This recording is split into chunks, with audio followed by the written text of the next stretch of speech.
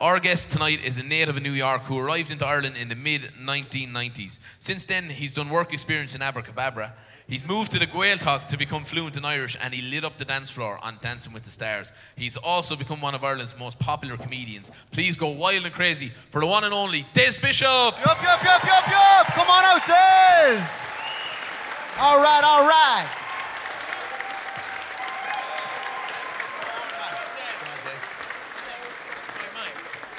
All right.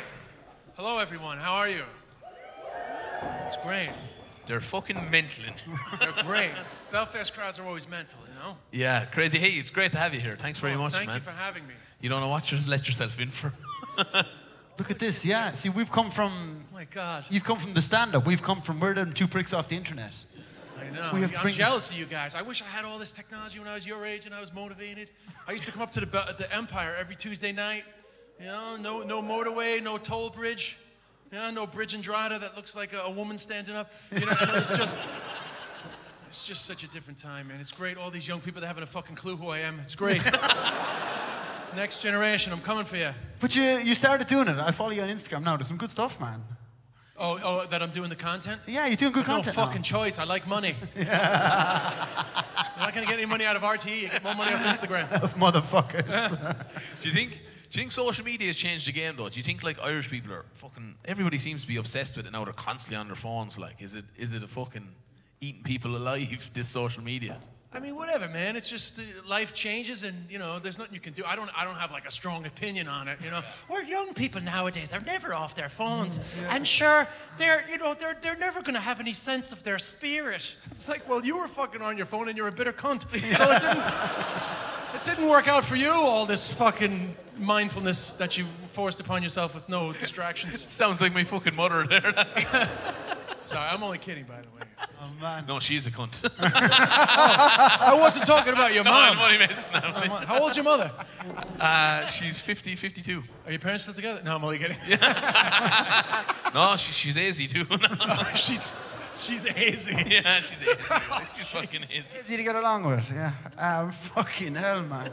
Sorry, I took it there. You were a difficult child, to be fair, I'd say. Yeah, I was a horrible child, to be honest. Like, I was actually just went home from my mum's birthday the other day, and she was like, "Do you remember the time you broke up the shed?" And I was like, "Oh yeah." And she was like, "Yeah, because we won't let you go to that barn dance." I was like, I was a fucking bastard. Yeah. Literally. Wouldn't let you go to a barn dance. A barn dance, yeah. How very country of me. But man, we wanted to ask you about coming to Ireland and all. Everyone knows you, Des Bishop from New York. How the fuck did you end up in Wexford? Yeah, so for those that know nothing about my past, I got kicked out of school when I was 14, Flushing, Queens. And why I got kicked out of there was for a 14-year-old had a serious problem with alcohol.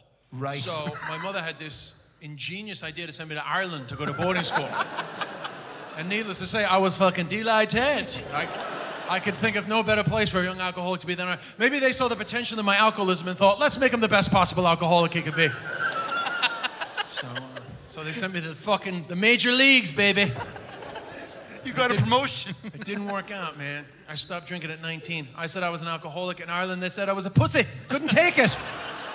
But I never drank again. Which this summer, I was 24 years sober. 24 years, yeah. Wow. Thank you. That's a young... Now, this is evidence. This is evidence that this is a younger generation of a crowd. Because my next joke is how, when I say that in America, audiences always applaud. But when I say it in Ireland, they're like, "You're not fucking AA, is it?" like it's ISIS. Ireland's the only country in the world where when you go to an AA meeting, there's people protesting outside. They're brainwashing you. It's only a phase. That's great. Well, you know what else is great? You guys, there's so many young people here. You've never fucking seen my shit before, because that joke is 22 years old. That joke is around as long as I'm sober. Fucking hell. But what are your thoughts on alcohol now, like? I mean... Well, I don't drink it, but I think it's great if people can drink responsibly. Fucking happy days. Because you made a show on TV, Under the Influence. Under the Influence, yeah. Yeah. That was just like a look at Ireland's relationship with alcohol. And then, you know, I guess like how much Ireland's identity is tied into booze. Yeah. But that's online. You can watch that on YouTube. Yeah, you drove up Harcourt Street I'll always remember that. Like, people are like, "Way," out in front of a car. Like, I think Irish people think that's fucking. Now, in fairness, like, we were there. Yeah. That was the start of their career. It went viral. The fucking Johnny was there like, you fucking wanker! I thought you were a taxi, you cunt! And we I do haven't get been a lot on of people T-Sits. a lot of people get into my cars. Yeah. Driving up there, like. No, you know, like, because I never, I'm designated Desi. You know, I can always drive home because I drink. So I'm not gonna lie, I actually like driving down Harcourt Street sometimes. Like, at the end of the night, I'll do like a Harcourt Street loop, you know? Just to, you know, whatever. Perv. And is that okay? And anyway, it's fine, you know, it's nothing disgusting. And so I drive down sometimes just to catch the crack. And sometimes if I'm like stuck in a bit of traffic, people will get in and be like, are you free? And I'm like, this is, no. Well, yes. Are you free? Depends. And then sometimes they're like, oh, fuck off. And then other times they're like, is that fucking Des Bishop? And then I give them a lift home for the crack, for the content. For the content. But you've done so much stuff on TV. Like, do you have a highlight of it? Was it working in Abracadabra? Was it like dealing with fucking kids in South Hill in Limerick, like, when it was fucking grim, like, to be honest? Oh, I don't know, man. I mean, honestly, a couple of the highlights of my In the Name of the Father was probably a highlight, like, in terms of like Irish stuff that I did. For those that maybe you guys don't know, but I spent a year in the Connemara Gaeltacht to learn the Irish language, to do stand-up comedy in Irish for an audience in Ireland. I mean, I don't know if anybody here has anything against the Irish language, because we're in Belfast, but, you know, fuck off. And no, guys, I'm joking.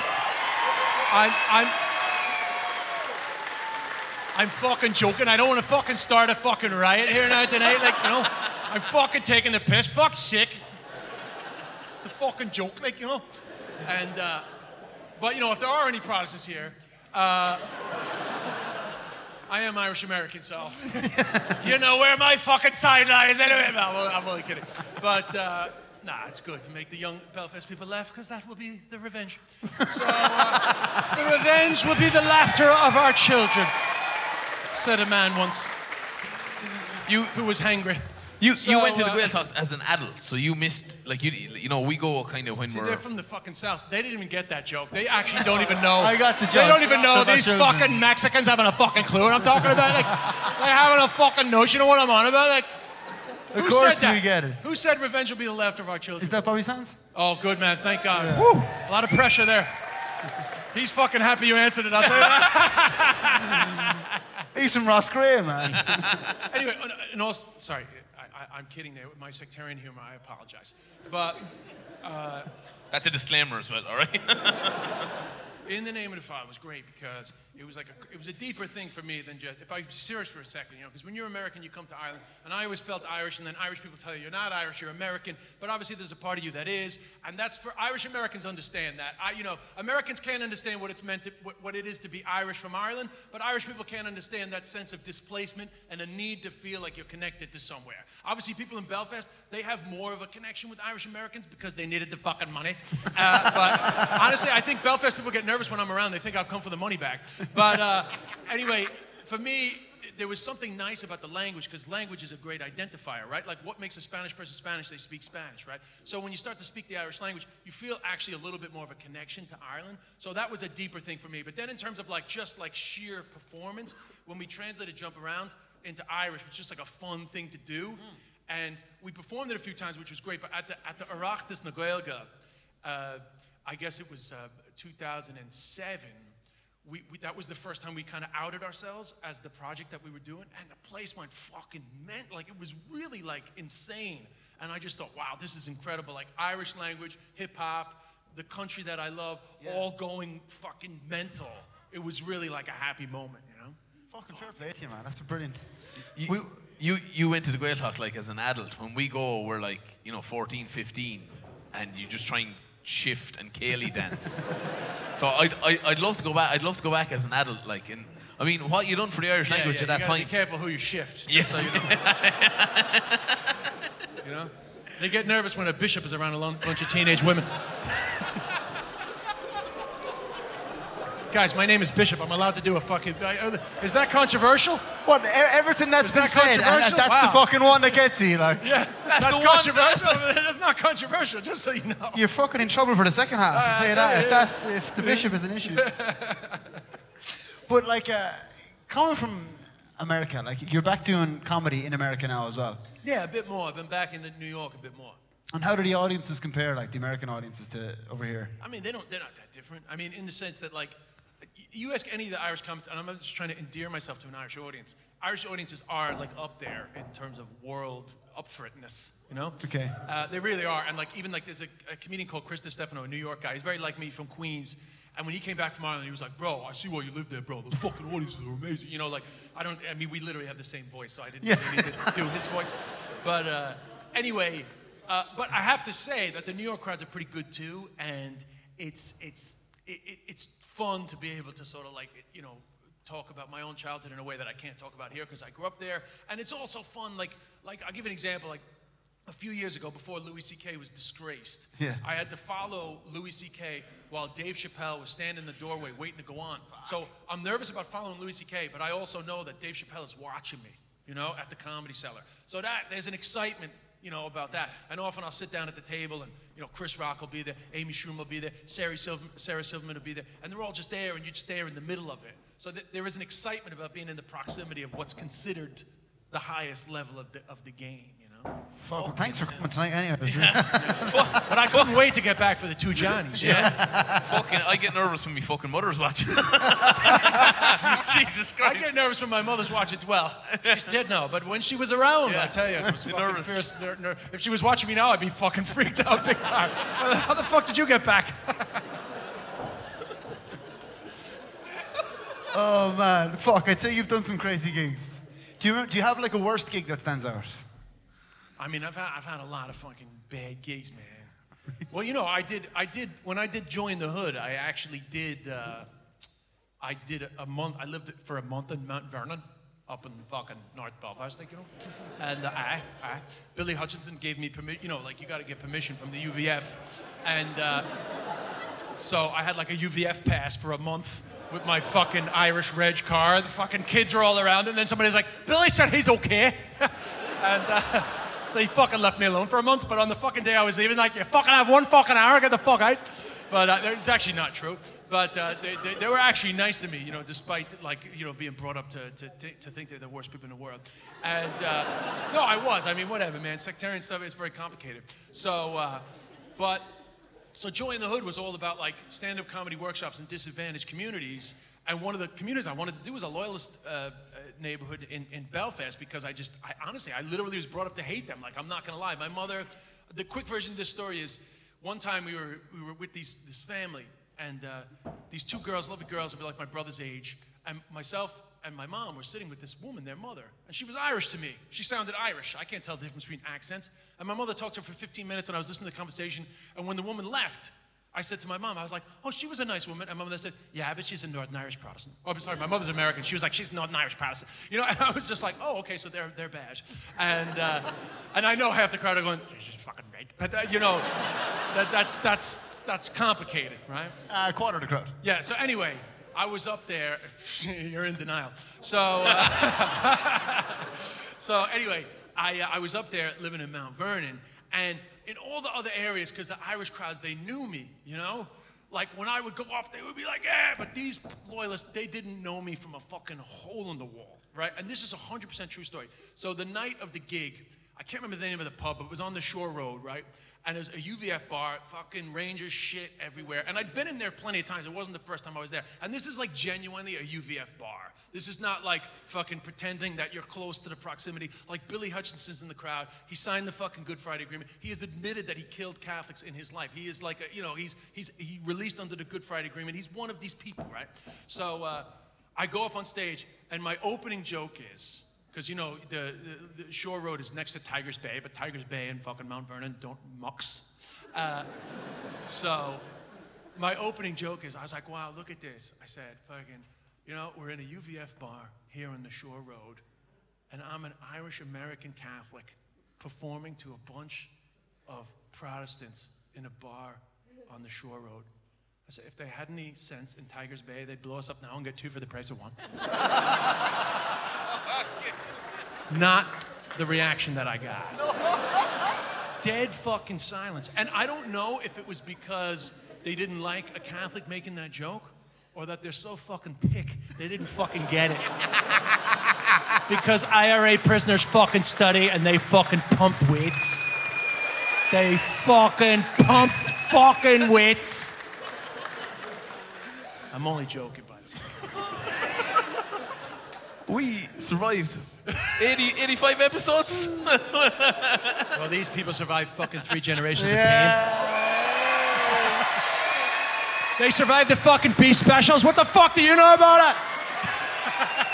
I'm so fucking around. It's not fair. It's really we not. only have the I have junior a degree Beast in specials. history. I have a degree in history. I had to fucking use it some way, you know? I'd say there's going to be a lot of people going to want to buy you a drink tonight. I know you don't drink, but fucking hell. I'm in Nuri tomorrow night, though, if you know anybody in Nuri, because I know this won't be up. I'm in Nuri tomorrow night, and we see. Here's the thing: people don't know. My grandfather is John O'Hare from County Down. So my mother was raised by a County Down guy, and they were very involved, and in the whole thing. So I actually grew up kind of obsessed with the North, and always felt like a bit of a connection to County Down. But my name is O'Hare, so my first name is Desi. Yeah. So if it had been the other way around, and my dad was the O'Hare, then I would be Desi O'Hare, and which is not a great name for your stage name. And but I put that up last week as a little funny video, and this woman messaged me and said, "I think that's a good name for you, Desi O'Hare, the Border Silver Fox." Hey! There you go. There's a fucking quick joke for you now. All right. Sorry, I didn't mean to focus. He's not political. We have him. He's not political. In the name of the Father, 1994. So It's not political. So, the IRA has RJ. Daddy, the IRA has RJ. When you're Irish American, you have to watch that 23 times. it's like a rite of passage. Going out the fucking front door, Jerry. I say that at the end of all my shows. That's how I walk off stage every night in my head. I go, I'm going out the front door, Jerry. And I fucking walk off the stage. Okay, let's go somewhere a bit quieter. China. So, for those who don't know, Des lived and performed in China for what, a year and a half? The TV. I was making a TV show, which was a year, but then I stayed another year because I actually was so into it. But the TV show part was only a year, and the mission, same as in the name of the Father, the mission was to learn enough Chinese to do stand-up comedy in Chinese in 1 year, right? Fuck. And people said, why? Why would you do that? And because I'd spent a year of my life learning the Irish language, which opened me up to a market of 60,000 people. I said, the next time I'm doing this, I'm fucking going all out. 1.4 billion. So yeah, so that was called Breaking China. That was also for RTE. I don't do anything unless it's getting on fucking telly. Big money. And we were just watching, actually, before you came in today, we were watching the video you had up on Instagram, and it was like, oh, I'd love to put that up right now. Because these motherfuckers would like it. How do we not think of that? I know. It was like a Chinese version of Take Me Out. It was a Chinese version of Take Me Out, yeah. Yeah. And do you want to tell people what you did for your party piece on Chinese television? Well, actually, what happened was they had said to me, "Can you perform stand-up on the show?" They wanted me to do they actually ask you to do your party piece. That's a part of all the guys, the jobbing, the guys that are up trying to woo these women. So right up until just before the show, I think I was just gonna do jump around in English or something. I can't remember what I was gonna do. But then it hit me that I would tell them that I was gonna sing a serious traditional Irish song. So they were like, "What's your thing?" And I said, "我想唱一个特别爱尔兰传统的歌." So I said, "I want to sing a traditional Irish song." And then I said to the crowd, I was like, 那观众能帮助我吗？你弄那掌声给我一个那个特别快的节奏。So can the crowd give me? I said I don't have any Irish music to accompany me. So can the crowd give me just like a fast clap? And then the crowd started clapping. And then I said, Well, I come out, you black and tans, come out and fight me like a man. Show you eyes how you won medals down in Flanders, and how the IRA made you run like hell away from the green and lovely lakes of Killashan. Live on Chinese television. Now you want to tell me it's 1/4 now, motherfucker? Fuck's sake, you know your fucking audience. You said it was 1/2. Know where you fucking are, mate. So did you get a date? On that show, I didn't get a date. Because honestly, on that show, first of all, we were still filming for the documentary, right? And they gave us permission to use the footage. So obviously that joke was for Irish people, right? Yeah. And, but there was just a lot of funny moments on it. And that was really great. Like, that was really a highlight for me of that project, because you got to understand something. I literally had been learning Chinese for 12 months. That was literally like, I think it was like the day before my director was leaving. It was our final thing. And doing stand-up in Chinese was actually less of an achievement with that, because when you're doing stand-up, you can prepare your performance, right? But now I'm like talking to these MCs and stuff, and it was just great, because first of all, the MCs were fantastic, because obviously there's a certain skill to them, realizing my language level and still being able to bring the best out of me, which, you know, you guys are great at. That's a skill that broadcasters have, right? So they were great, and just going back and forth with them was great. And then like some of the women were trying to speak English, and it was like one of them was like, "You are very, you know, handsome, and you are very rich, and you are so toilet." She wanted to say tall, and she said toilet, you know? And it was just like all these funny moments, and it was great. But then I stayed in China, and not for the documentary. I went on Fei Chong Rao, which is actually the most popular show in China. Like 300 million people watch it. Wow. Like 300 million people watch. And I got a girl on that. But when I first walked out, just on your looks, 24 women either decide if they want to stay in for you or not. And if 22 or more of the women leave their lights on, then you have a chance to win a trip to the Maldives or to Greece. Right? So when I walked out, 23 women left their lights on. So now I have a chance to win a trip to Greece, but I have to win. I have to get a woman. Yeah. But when the announcer said, "Oh, 23 out of 24, that's good," I said, "You think it's good? I want to know who was the one fucking girl that didn't put her lights on, right?" So he said, "Why didn't you pick it?" And she said, "I'd be worried that our children wouldn't be Chinese." Oh my God. So you can be sure there is no political correctness in China whatsoever. So I didn't say this at the time, but in my mind, I thought, well, I'd be worried our children would be racist. So it's going to work out fine. It's going to work out fine. That's fine. That's good stuff. Now, you've got your own podcast now, Des. I got a new podcast now called The Shift, which is like an Irish. Oh, real? Wow. I'm surprised. But yeah, it's like an Irish sex and dating podcast. It's really like a sex and dating podcast for Catholics, like people that were brought up with a lot of shame around sex, like, you know. And it's all under the covers kind of stuff, yeah? It's great. It's actually great. It's great. You get great feedback, and like, no matter how many people are listening, I mean, it gets a lot more female listeners. I'd like guys to listen to. I mean, it is very much, it's more geared towards women in the sense that, I guess, like, the female body is a lot more complicated. Like, guys are really fucking easy, you know? Like, I always say, like, with a woman, you need a GPS, you know? Because every time you get on a new woman, it's a whole new fucking set of directions, you know? Whereas with a guy, you don't need a fucking GPS. It's like the M1. Get on it, don't get off it, you're in Belfast. It's really fucking simple. You know? You fucking stay on it long enough, you're gonna fucking get there. It's as simple as that.